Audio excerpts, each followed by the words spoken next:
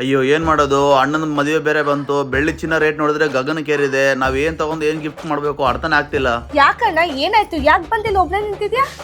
ಏನ್ ಮಾಡ್ಬೇಕು ಅರ್ಥ ಆಗ್ತಿಲ್ಲಮ್ಮ. ಅಣ್ಣನ ಮದುವೆ ಬೇರೆ ಬಂತು, ಅಣ್ಣಗೆ ಏನ್ ಗಿಫ್ಟ್ ಕೊಡ್ಬೇಕಂತಾನೆ ಅರ್ಥ ಆಗ್ತಿಲ್ಲ ಅಸಲು. ಅಯ್ಯೋ ಇಷ್ಟೇನಾ ಅಣ್ಣ? ಅದಕ್ಕೆಲ್ಲ ಯಾಕೆ ತಲೆ ಕೆಡ್ಸ್ಕೊತಿ? ಅದಕ್ಕಂತ ನನ್ನ ಹತ್ರ ಒಳ್ಳೆ ಐಡಿಯಾ ಇದೆ. ಹೌದಾ, ಏನಮ್ಮ ಐಡಿಯಾ?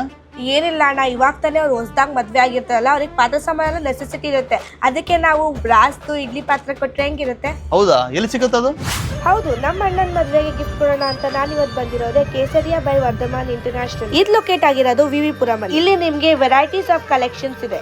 ಇಲ್ಲಿ ನಿಮ್ಗೆ ಸ್ಟೀಲ್, ಅಲ್ಯೂಮಿನಿಯಂ, ಕಾಪರ್, ಬ್ರಾಸ್ ಎಲ್ಲ ತರ ಪಾತ್ರೆಗಳು ಸಿಗುತ್ತೆ. ನಾವ್ ಯಾಕೆ ಇವತ್ತು ಬ್ರಾಸ್ದು ಇಡ್ಲಿ ಪಾತ್ರೆ ತಗೊಂಡಿದೀವಿ ಅಂದ್ರೆ ಇದರಲ್ಲಿ ಅಡಿಗೆ ಮಾಡ್ಕೊಂಡು ತಿಂದ್ರೆ ತುಂಬಾ ಹೆಲ್ತ್ ಬೆನಿಫಿಟ್ಸ್ ಕೂಡ ಇದೆ.